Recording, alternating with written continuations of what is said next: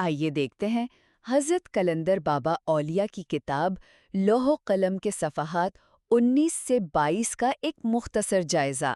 اچھا، تو ان صفحات میں خاص بات یہ سمجھائی گئی ہے کہ کیسے اللہ کا جو ازلی منصوبہ ہے اور جو ہمارے کام ہیں یہ مل کر ہماری تقدیر بناتے ہیں، اور اسی چیز کو روحانی زبان میں لوح دوم یا جز کہتے ہیں۔ دیکھیں، کائنات کا ایک بنیادی نقشہ سمجھ لیں جسے لوح محفوظ کہتے ہیں، مطلب اللہ کا علم۔ ٹھیک، اب جب ہم انسان اپنے ارادے سے کچھ کرتے ہیں تو ہمارا وہ فیصلہ، وہ انتخاب اس نقشے میں جڑ جاتا ہے۔ تو یہ جو نیا اپڈیٹڈ نقشہ بنتا ہے جس میں اللہ کا علم بھی ہے اور ہمارے فیصلے بھی، اسی کو کہتے ہیں لوح دوم یا تصوف کی زبان میں جز۔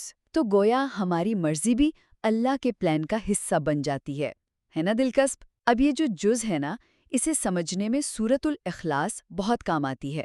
یہ سورت ہمیں بتاتی ہے کہ اللہ کیسا ہے۔